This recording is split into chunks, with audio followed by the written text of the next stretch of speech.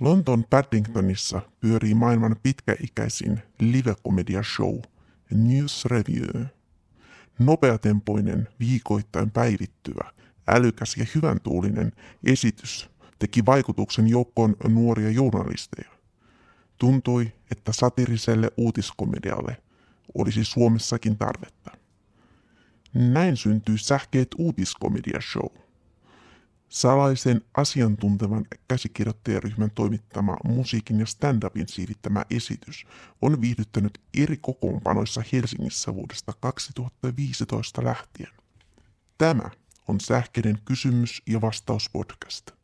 Tässä podissa Sähkeet uutiskomedia-shown käsikirjoittajat, tuottaja ja uutisrankkuri Tilda Korkealla ja Hanna Seppänen vastaavat useimmin kysyttyihin kysymyksiin. Frequently Asked Questions, eli tässäpä teille Sähkeiden fuckbody.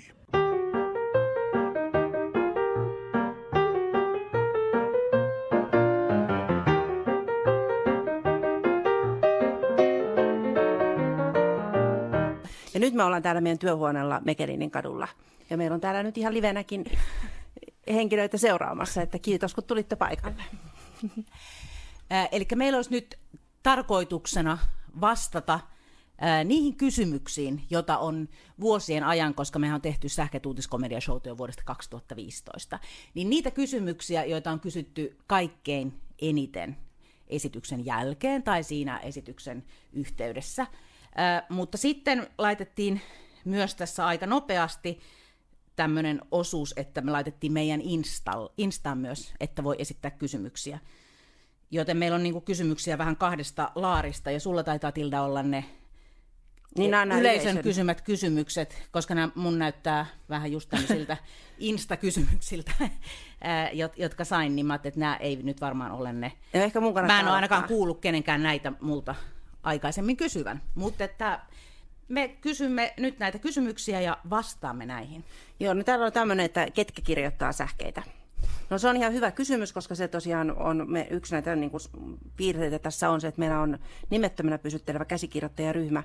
Ja alun perin se muodostuu aika lailla meidän Ylessä siihen aikaan niin kuin niistä toimittajista, joihin me tutustuttiin siellä, tai käsikirjoittajista, ja sitten jonkun verran oli meidän yliopistotuttavia. Mutta nyt sitten vuosien varrella sinne on tullut uusia ihmisiä, joita mä en välttämättä kaikkia niin kuin ole työn puolesta itse tavannut, mutta ne on semmoisia niin kuin ikään kuin luotettaviksi havaittuja ihmisiä, joilla on joku yhteys sinne, missä tapahtuu. Eli jotka tietää jotakin politiikan kulisseista, on itse mukana siinä jollain lailla viestinnän parissa. Mutta ne he pysyttelevät nimettöminä. Ja tämä on kyllä tosiaan sellainen kysymys, jota kaikkein eniten on kysytty, että ketkä käsikirjoittaa sähkeitä. Ja se nyt musta ei oikeastaan ihme, että sitä kysytään, koska meidän listathan on aika täynnä nimimerkkejä ja muita, mutta meitä on 4 ihmistä, jotka ollaan oltu tässä alusta asti, joista voimme paljastaa, että Tilda ja minä olemme puolet. Ja on meillä nyt niin kuin lähellä tätä piiriä, niin on vielä 2 sen lisäksi, jotka osittain ovat olleet mukana myös tuossa Brittikomedian jäljillä niin sisältötuotannossa.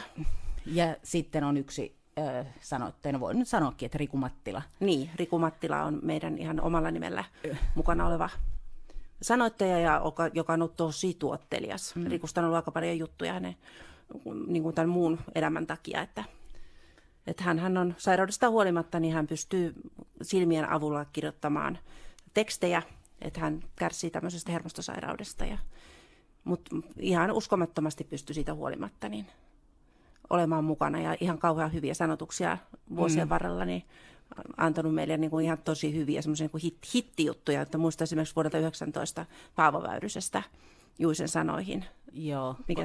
Mikä biisi se olikaan? Se oli tämä Juisen kaksoiselämää, niin se oli kyllä semmoinen hitti, koska mä muistan, että silloin kun se teksti tuli, niin mä sanoin, että Paavo Väyrysestä ei voida tehdä enää mitään, että se on oikeasti niin väsähtänyt aihe. Mutta kun sitten luki sen tekstin, niin tajus, että ihmisten piti sitä hyvin koskettavana numerona ja niin kuin ajatteli, että nyt ehkä ymmärtää sen niin kuin Paavo Väyrysenkin ajatukset ja tuskat kaikkien niin kuin näiden vuosien. Se oli ihan niin kuin Paavo Väyrysen näkökulmasta koko sanotus tehty. Ja siitä jotenkin, että just Paavolla, niin että kun sille ei riitä yksi puolue, vaan sille tarvitsee monta eri puoluetta. Ja jos häntä kohdeltaisiin reilummin, niin millä tavalla asiat menisivät. Mutta se oli hyvin koskettava, että siitä ihmiset kävi just sanomassakin, että niin kuin melkein tuli tippa linssiin. Niin että Riku on tällainen, joka ei kuulu varsinaisesti meihin 4, jotka pidetään huoli, että tämä pyörii. Sitten yhteen aikaan meillä oli yliopistolta sellaisia käsikirjoittajia, että meillä oli vähän niin kuin rekry päällä, ja sitten jotkut lähetti juttuja ja muuta, ja se oli itse asiassa, niitä oli aika paljonkin hyviä, mutta Se oli varmaan 30 ihmistä, jotka lähetti, mutta siinä oli muutama ongelma, ja yksi oli esimerkiksi se, että koska mä en tuntenut niitä ihmisiä ollenkaan, ihan vaan netin kautta oltu yhteydessä, ne tiesi, että ne on yliopiston piiristä kaikki. Et mä en pystynyt jotenkin valvomaan sitä, että onko ne jutut jo olleet jossakin, ja sitten, että onko ne, niin kun meillä kuitenkin, vaikka tämä on ihan höpö kaikki jutut, niin sittenkin niissä on totuuspohja, että me ei ikinä esitetä mikä ei ole totta. Me ei aleta väittää mitään ihan väärää. Niin mä en pystynyt ihan valvomaan sitä, niin se alkoi epäilyttää.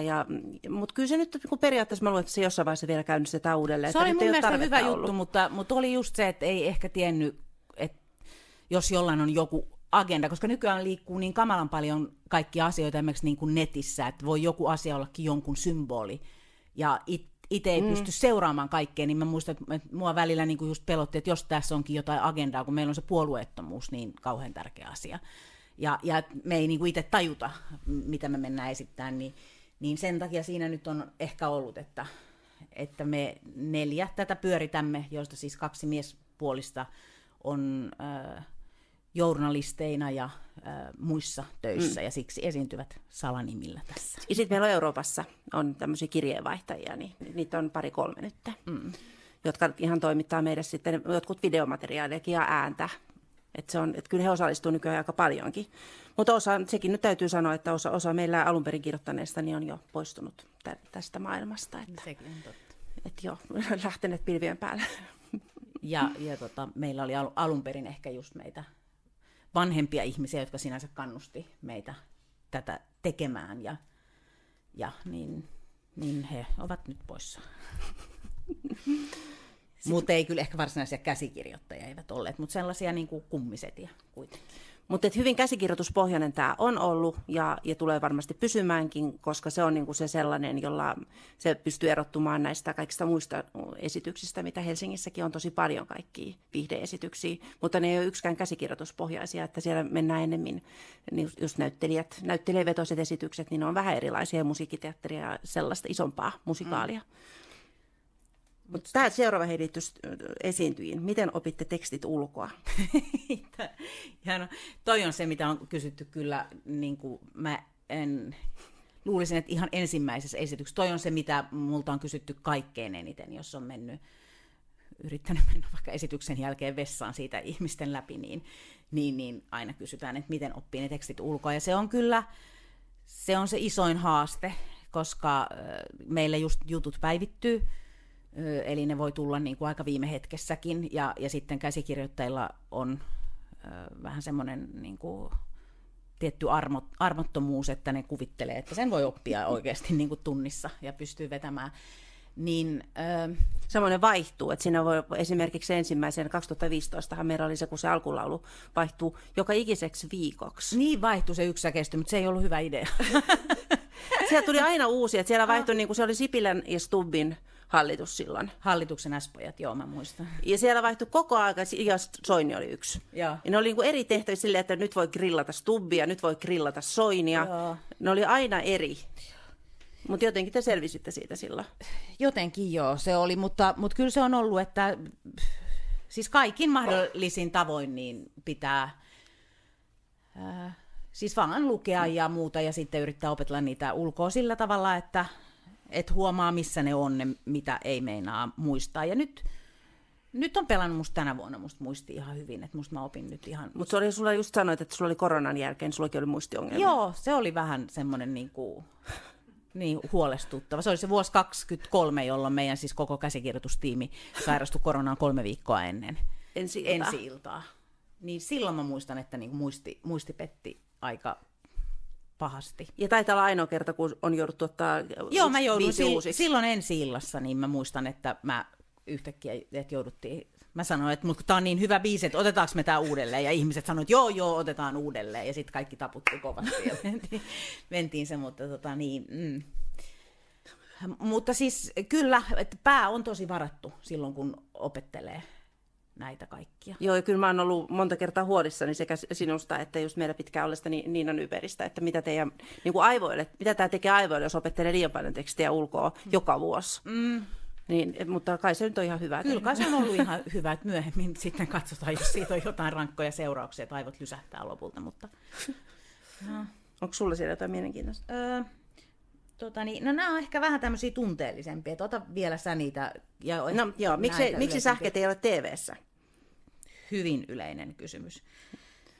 No sähkeet, se on siis tavallaan perusperiaate, että sähkeet on vapaa. Että se on juuri se, että ei pidä ottaa huomioon ketään itseään ylempää sanomaan, että mistä saa tehdä juttuja ja mistä ei. Niin, ja se lähtökohtahan siis on se, että me alkuperäiset tekijät, me oltiin silloin just Ylessä.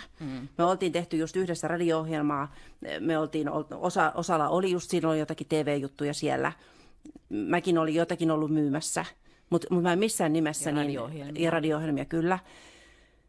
Siis se oli just, siis ensinnäkin siis ihan lähtee siitä, että tuommoinen myyntiprosessi on niin hidas. Että jos saa jonkun ohjelmaidean, niin siinä kestää tosi kauan ennen kuin se voi saada tuotantoa. Ja sitten se voi hyvin olla, että siinä vaiheessa, kun se sitten, jos se menisi tuotantoon tai menee tuotantoon, niin se idea on jo ihan vanhentunut. Niin me haluttiin siinä vaiheessa semmoinen niin kuin lyhyt tie esitykseen sille omalle idealle. Ja muutenkin se, että ne, niin kuin, just niin kuin sanoit, että ne muutostoiveet kanavilta on helposti sellaisia, että ne sitten voi vesittää koko sen ohjelmaidean. Niin se oli ihan niin kuin tosiaankin lähti siitä tekemisen vapaudesta se alkuperäinen ajatus. Niin, se oli tärkeintä olisi just se, mikä tässä on, ja mikä tässä on kivaa, on se, että ne jutut tulee hyvin nopeasti. Jos jossain on idea, jossain on ajatus, ja sitten se niin kuin heitetään, joku tekee jonkun videon tai muun, niin se menee sellaisenaan tavallaan läpi, tai siis se menee sen meidän oman arvioinnin läpi, että sen pitää olla puolueeton, se ei saa loukata ketään, ja siis me toimitetaan... Ja sen pitää olla hauska. Ja sen pitää olla hauska tietenkin. Niin me toimitetaan tätä journalististen periaatteiden mukaan kyllä, että kaikki menee niin kuin journalistin käsikirjassa, mutta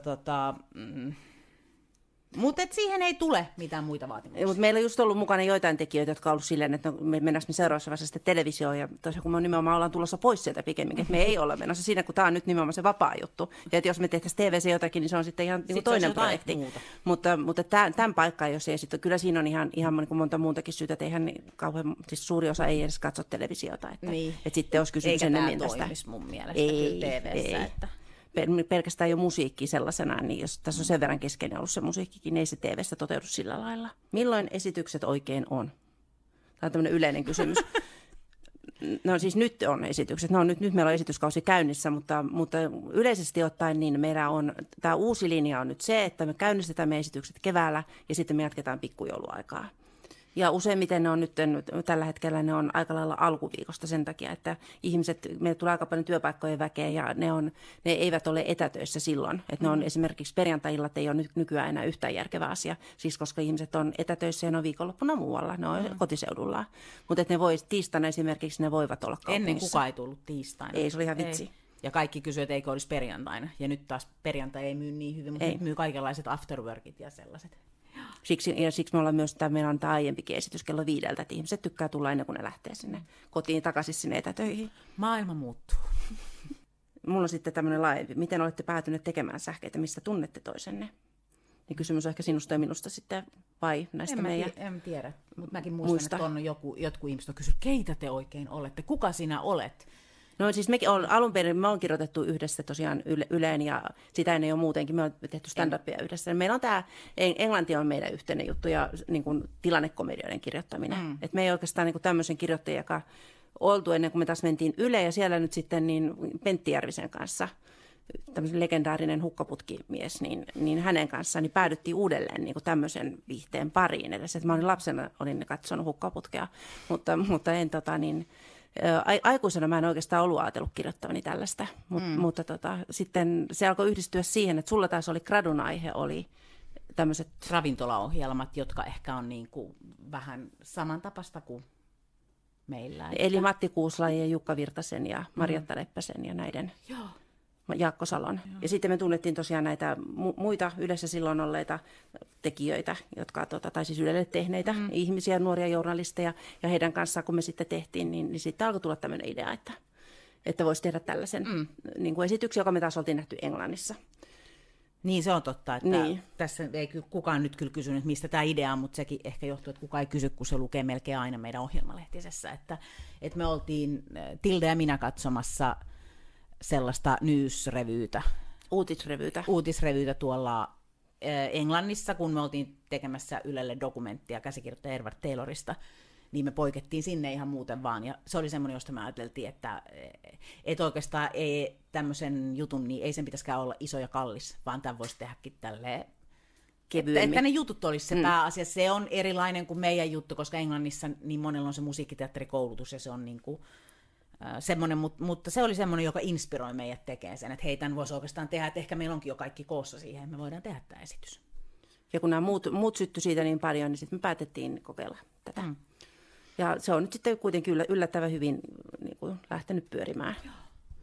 Mutta mitäs sitten? Kerro nyt joku jännä Insta-kysymys sieltä. Mokia lukee täällä kysymysmerkki. Että mitä mokia on tapahtunut? No onhan niitä tapahtunut. Sitten oli siis paljon tämmöisiä läheltä piti tilanteet. Pahin oli meidän ensimmäinen iso esitys ravintola Kaisaniemessä, jossa mä huomasin kauhukseni alkulaulun aikana, että mulla on tuossa tietokoneessa, niin siinä on akku loppumassa. Siinä ei ollut sähkövirta seinässä ollenkaan. Siinä oli erittäin vähän jäljellä. Ja mä vaan, että mun on pakko nyt pitää pää kylmänä ja mä näen sen johdon, että mä voin laittaa johdon kiinni. Siitä huolimatta, että lauloitte mun edessäni. Ja mä sain sen. Meillä oli joku avustaja silloin. Joo, meillä Heidi, joka oli mun apuna, niin se kanssa oli ihan... Se konttasi siellä lattialla. Mä muistan, että mikä on hätänä. Että meillä koko lähetys loppuu just siihen paikkaan, jos mun tietokone kuolee. Mutta se saatiin korjattua. Se olisi ollut paha, koska se olisi tosiaan tehnyt aikamoisen lässähdyksen sille. No sit mä muistan semmoisen, että meillä oli 2 ekaa esitystä, ihan ensimmäisen vuoden sähkeet. Niin mä muistan, että meillä oli... Se oli ollut meillä oli hirveän vähän aikaa harjoitella ja me oltiin niin kuin tosi epätasaisia. Ja sitten meillä oli se 3. esitys, niin se oli semmoinen, että mä ajattelin, että nyt meillä alkaa sujua se alkulaus, että nyt tämä juttu lähtee. Ja sitten me pudottiin kaikki.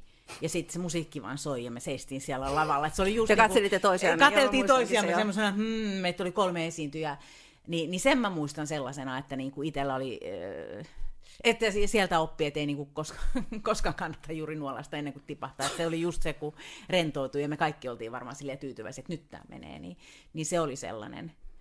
Sitten on näitä kadonneita rekvisiittoja. Niin, no se oli kauhean kun mä esitin sitä Sedukoskista ja piti olla ne aurinkolasit. Se oli myös Kaisaniemessä, joka oli valtava talo, että se pukuhuone oli hyvin kaukana, että ne ei ollut. Ja se koko esitys piili siihen, että sä oot Sedu, joka on tullut pimeydestä aurinkoon. Niin, yökerrosta aurinkoon. Ja sä et näe, mitä sulla on aurinkolasit näin. Ja sitten jos ei sulla olisi ollut aurinkolasia, niin mä olisin näyttänyt vaan minuuta. Kukaan ei olisi ymmärtänyt, ketä mä esitän. Ja sitten Kaisaniemestä myös sen muistan, se oli myös semmoinen ehkä kyllä enemmän läheltä piti tilanne, kun me Niina Nybergin kanssa esitettiin Timo Soinia. Ja me oltiin niinku samassa takissa. Et me oltiin niinku, niin takissa oli iso Timo Soinilla oli kaksi päätä ja sen mä muistan, että Heidi oli silloin, joka auttoi meitä ja myös käsikirjoitti silloin, niin hänen piti auttaa se takki meidän päälle, mutta hän oli jossain muualla, siellä oli joku muu tilanne. Ja me oltiin sen saman Timo Soini-takin kanssa. Niin se oli semmoinen jättiläismäinen miehen takki, joka me oltiin jostain hankittu. Niinku samassa takissa, me pidettiin toisiamme niinku vyötäröltä kiinni, että me pysyttiin. Ja sillä oli iso vatsa sillä takilla. Ja kun meitä piti tulla niinku auttaan, ja kun me puettiin sitä takkia päälle, niin se oli jotenkin hyvin vaikea, kun se Heidi ei ollut auttamassa meitä, toinen taivutti ja sitä ja sitten sai sen napin kiinni. Ja sitten mä muistan, kun sit meidän alkumusiikki alkoi ja meidän piti Timo Soinin tulla esittämään All by Myself. Ja me tultiin sieltä, niin me niin kuin jotenkin jouduttiin heilauttamaan itsemme just joku rollapin sieltä takaa pois, rollapin takaa. Niin Ja sitten kun se oli se Kaisaniemen pyöreä sali, niin mä muistan, että se toinen puoli salia, joka näki meidät, niin ne rupesi niin kuin nauraa ja tirskumaan. Timo pyörähtää esiin. Timo pyörähti sieltä esiin ja sitten toinen puoli istui niin kuin selin ja kukaan niin kuin tuijotti vaan minkä takia tämä toinen puoli nauraa. Mutta se oli se, että me ei päästy tosiaan tyylikkäästi sieltä pois. Heidi oli jossain muualla siinä hetkenä. Silloin oli varmaan joku muu tilanne silloin. Mutta että on näitä, että noin nyt tuli sitten Niinalla tapahtui ravintolalla Väiskillä. Se oli ensimmäisissä sähkeissä, niin hän esitti vähän balettia. Se oli joku tämmöinen ruotsilaivanumero ja se oli liukas lattian kansi ja hän lensi takapuolelleen. Niin se oli aika järkyttävää. Joo, se oli laiva keinu varmaan. Laiva keinahti jotenkin hänen alle ja sitten se oli liukas ja sitten hänelle piti hankkia jotakin semmoista niin kuin hartsia, joka olisi vienyt sen niin kuin liukkouden siitä lattiasta, mutta se Jussi, jonka se piti tuoda, ei koskaan muistanut sitä. Sitten se oli aina ne riski, että se tapahtui vielä uudelleen, että Niina lentää siinä. Joo, mutta se oli silloin, se oli talvella, niin oli semmoista vähän niin kuin myrskyisää. Ja hei, sitten oli, mä muistan vielä, että Niinahan on hyvä esiintyjä ja hän vaan niin kuin otti sen mukaan siihen esitykseen. Ja sitten joku ihminen oli tullut kaupungilla ja niin kuin tunnistanut Niinan joskus viikkoa myöhemmin tai näin ja kysynyt, kuuluuko se esitykseen vai ei se, että sä kaadut. Ja hän oli vetänyt ihan pokkana, joo, kuulu, näin juuri oltiin ajateltu. Joo, Niina oli saanut koulutuksen Englannissa musiikiteatterissa. Niin hänellä oli jotenkin niin semmoinen niin hyvä asenne tuolla lailla. Mutta kyllä siellä kaikki on tapahtunut. Mutta ei vielä toistaiseksi mitään ihan kauheata. Tekniikan kanssa, siitä lähtien kun mä oon jotkut valot asentanut, niin mä oon aina vähän kauhuissani, koska ne on niin korkealle asennettu ne valot, että jos ne vaikka putoisi niin kuin esiintyjän päähän, niin sitten se olisi tosi vakava juttu. Mutta mä oon itselleni pudottanut ne päähän joskus purkaessa. Joo. Kysy sieltä. Onko täällä joku vielä? Joo. No miten käsikirjoittajaksi pääsee, niin varmaan olemalla yhteydessä minuun. Helppo vasta. Eli Jubilee Komedian nettisivulla voi laittaa mailia, niin käynnistetään keskustelut. Sitten onko jokin uutisaihe, josta et tekisi juttua? Tämä on aika erikoinen. Niin kyllä kysytään usein mun mielestä, että eikö nämä ole näitä yleisimmin kysyttyjä? No, multa ei ole kyllä tätäkään itse asiassa varmaan kysytty. Mä oon vaan itse sitä multa on miettinyt. Kysytty kyllä, että niin kuin onko jotain, millä perusteella te valitsette. No siis sanotaan, että kaikki ei ole vaan hauskaa. Että kyllä nyt sanotaan tällä hetkellä just Gaza ja tämmöiset, niin ne ei ole niin millään lailla. Mä en vaan niin löydä niistä. Että Trump esimerkiksi on siinä hyvä, että vaikka hän aiheuttaa sekaannusta, niin hän on kuitenkin jollain lailla hauska hahmona noin niin kuin yleisesti ottaen. Mutta on joitakin, ja sitten siis samoin, eihän nyt tietenkään Ukrainastakaan mitään niin kuin sellaista hakemalla haeta hauskaa. Että. Niin no, mä oon sitä mieltä, että satiiri saa sattuakin, ja siis ja on hyväkin puhua asioista, jotka ei ole, niin kuin, että siis kaiken ei pidä sillä lailla olla koko ajan hauskaa, että voi olla kuitenkin hyvä puhua asioista. Se on ihan all right, jos se tekee vähän kipeääkin ja muuta sellaista, mutta sitten vähän ehkä tämmöinen pinnallisempi asia, niin ei ketään meidän poliitikkojakaan, niin mun mielestä, että semmoinen, mikä liittyy esimerkiksi ihmisen yksityiselämään tai niin kuin ihmisen johonkin semmoiseen henkilökohtaisiin asioihin tai vaikka johonkin poliitikkojen lapsiin tai muuta. Niin jos jollain olisi vaikka joku avioeroprosessi meneillään, jollain poliitikolla, niin emme sitä miten reviteltäisiin lehdessä ja vaikka se olisi koko ajan otsikoissa, niin mun mielestä niin kuin, se ei kuulu meidän alueeseen. Me ei tehdä semmoisesta, eikä niin kuin, ei kuitenkaan haukuta ketään ihmisenä, vaikka mä olisin itse sitä mieltä, että se on musta poliitikkonakin mätämuna, mutta se on mun henkilökohtainen mielipide, mutta mä en lähtisi tekemään siitä sellaista niin kuin, henkilökohtaisista asioista en tee. Sitten, miksi täällä on aina naisesiintyjiä? Toi on kyllä ajalta ennen kuin siinä oli vaan minä. Niin on jo. Sä et enää korostu sillä lailla, koska meidän käsikirjoittajat on nykyään nousee paljon enemmän esiin. Nehän on nyt aika lailla miehiä. On meillä varmaan pari naiskäsikirjoittajakin on äänessä tänä vuonna ainakin. Yksi, mutta ehkä nykyään enemmän, koska toi on kyllä nyt kysymys. Niin, tämä on aiempi. Tämä on siltä ajalta varmaan, kun meillä oli 5 tyttöä lavalla yhteensä. Niin silloin totisesti oli naisesiintyjä. Mutta se on siis oikeasti niin kuin sattumaa. Ei sitä ole ikinä päätetty millään lailla. Siis me on pidetty yhden kerran auditioneita ja sinne haki varmaan yksi poika silloin. Ja hänen vastauksensa tuli, siis hakemus tuli liian myöhään. Mutta mä olisin kyllä varmaan kerran ottanut hänet. Mutta hän ei päässyt edes käymään täällä, koska yksinkertaisesti me tarvittiin jo, meillä oli harjoituskausi jo alkamassa. Että kyllä varmaan se ihan nyt yksinkertaisesti naiset on kiinnostuneempia esiintymään tällaisessa. Että sitten stand-up-komikassa niin on poikia, mutta voi olla, että me ei ole niitä audition-hakuja ikinä suunnattu sitten niille. Ja sitten samoin tämä, että pitää olla, kun ne käsikirjoittajat on miehiä, ne on paljon miehiä, niin... Niin ja nykyään mä luulen kyllä sikäli, että toi on aika paljon tasapainottunut, koska meillä on enemmän käsikirjoittajien tekemiä videoita. Niin on. Joita myös yleisön toivomuksesta tämäkin. Sitten minkä ikäisille sähkeet on tarkoitettu? Tämä on myös spesifinen. Tämä on näitä on kyselty kyllä aika paljon itse asiassa, koska meillä on jonkun verran äidit haluaa tuoda semmoisia 4-15-vuotiaita.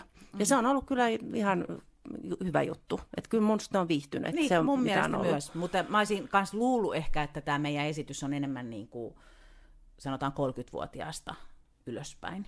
Mutta... Ja alun perin meillä oli aika paljon semmoista iäkkäämpikin porukkaa, mutta ne on nyt sitten vähän ehkä pudonneet keltaista syystä tai toisesta. Niin, mutta niin. Meillä nykyään on työikäisiä. Työikäisiä on eniten, mutta siitä, mutta siis kyllä on meillä ollut teini-ikäisiäkin. Ja samoin mulle on jäänyt kyllä mieleen semmoinen joku 10-vuotias tyttö, jonka äiti vielä tuli sitten sanomaan sulle, että hän oli nimenomaan halunnut tulla kattoon tämän esityksen. Ja hän ei voinut millään tavalla ymmärtää niitä juttuja. Se on juuri se vuosi, kun meillä on se Paavo Väyrys-numero. Mutta hän nauroi koko ajan ihan oikeassa siis paikassa. Miten... Mä en vieläkään ymmärrä, mikä hänellä oli, että tajusko hän niinku sen esityksen rytmin, vaikka siis ne sisällöt ei voinut upota. Ei voinut upota, se ei voinut tietää Paavo Väyrystä. Hän oli kun niinku sen koko illan ajan, niin hän oli siis semmoinen, jonka olisi voinut palkata mihin tahansa. Se nauroi just oikealla hetkellä. Lähti aina oikein. Mä en tiedä, mä toivon, että hänestä tulee joku komediatekijä tai muuta. Se oli tosi ihana, mä en ole muistanutkaan häntä. Joo, mutta että nuoret on, itse asiassa ne on tykännyt. Muistan, että viime vuonnakin oli kyllä just jotain sellaisia 4-15-vuotiaita poikia ja muuta, josta niin kuin ehkä itse aina lavalla katsoin, että jaksaskohan se vai tuleeko se puhelin esiin kohta ja muuta. Mutta ehkä meillä on niin lyhyet jutut ja muut ja se kulkee niin nopeasti eteenpäin, että niin kuin... Joo, meillä on hirveän nopea tahti. TikTok-sukupolvelle. Joo, ja meillähän on siis varmaan parillakin käsikirjoittajalla, mä tiedän, että ne on ADHD, ihan oikeasti ADHD, että niillä on tavallaan niin lyhyt rytmi, että, siis oikeasti niiden jutut on semmoisia, kesto on 20 sekuntia. Niin ehkä ne on sitten tarpeeksi lyhyitä juttuja nuorisolle. No mulla loppuu nyt kysymykset, entäs se? Ja sitten me voidaan ehkä lopettaa tähän paras sähkeet muisto, mutta tämmöiset on hirveän vaikeita. Kiitos kysymyksistä kyllä, mutta niin. No ne on kyllä varmaan ihan tällaisia, että ollaan henkilökohtaisesti selvitty jostakin katastrofista, että jotenkin siis esimerkiksi näissä syksyesityksissä on usein niin hirveä sää ollut, että joku kauhea lumimyrsky ja sitten se bussilastillinen on selvinnyt hengissä jostain Valkeakoskelta, niin se on se varmaan mulle henkilökohtaisesti tuottajana niin se paras muisto, että ne selvisi tänne asti. Mä muistan kanssa, nyt kun sanoit ton, niin mä muistan sellaisen jonkun kerran Kaisaniemestä, oli aivan hirveä lumimyrsky. Ja oliko meistä joku katsonut niin kuin netistäkin, me tiedettiin joku porukka, joka on tulossa, ja ne tuli jollain tilausbussilla, sanotaan vaikka Keravalta. Ja me oltiin huomattu, että niiden aikataulu on tosi kireä. Niin ne oli lähtenyt aivan liian myöhään. Niin se oli semmoinen, ja ne oli niin kuin melkein koko se meidän yleisö. Että olisiko siellä ollut 4 ihmistä syömässä, jotka oli tullut erikseen, ja sitten me odotettiin sitä meidän varmaan 70 ihmisen, 80 ihmisen ryhmää. Ja sitten me ajateltiin just, että jos ne ei tuu tänne, ja ruuat oli pöydässä ja muuta, mutta ne tuli ajoissa. Mutta en mä voi sanoa, että olisi mun paras sähkeet, mutta että ne ehti perille. Mutta kyllä mullakin ehkä liittyy tommosiin. Samassa paikassa mä muistan just kanssa, että oli hirveästi ihmisiä ja sitten oli se kamalan pitkä perunajono. Niin kaikki tykkäsi ravintala Kaisaniemen paistetuista perunoista. Ja sitten niin kuin aina stressasi jostain, että saadaanko se jono menemään. Että näköjään ne on semmoisia aika niin kuin konkreettisia asioita, jotka on useimmiten liittynyt sitten just semmoisiin iltoihin, jossa on ollut niin kuin ehkä on otettu vähän liikaa ihmisiä tai muuta sellaista, niin että semmoinen, että pysyykö tämä tilanne nyt hallinnassa. Ja siitä tietenkin on aina hyviä muistoja, jos juttu niin kuin on toiminut ja ihmiset on tuntunut ymmärtävän jutut ja nauraneet. Niin. ja on saanut ihmiset mukaan. Joo, mutta kyllä ne on ihan vaan tämmöistä, niin kuin, mulla on hyvin paljon huojennuksen sekaisia tilanteita nämä, mutta onhan tätä hauskaa tehdä, että se on kaikista tärkeintä, että meillä nyt kuitenkin tunnelma säilyy hyvänä, vaikka olisikin jännittäviä hetkiä välillä. Niin. Kyllä. Tuleeko jotain mieleen täällä olevilla, että... Ei tällä hetkellä. No, hyviä kysymyksiä ja hyviä vastauksia. Mielenkiintoista kuunnella. Kiitos kun tulitte tänne näin. Eikä me aleta tässä lopettelemaan. Ja voi olla, että me jatketaan niin kuin Sähkeet-podcastia niin kuin tekijäpuolella jonkun aikaa tässä näin, että nyt tämän esityskauden ajan. Niin, on ollut puhetta. On vähän puhetta, mutta täällä piti nytkin olla meitä enemmän, ja kun meitä on vain 2, mä en tiedä, että onnistuuko tämä meillä 2 pelkästään. Että... Niin, mutta voi olla, että meillä tulee tekijähaastatteluja vielä. No niin. Kiitoksia. Kiitos.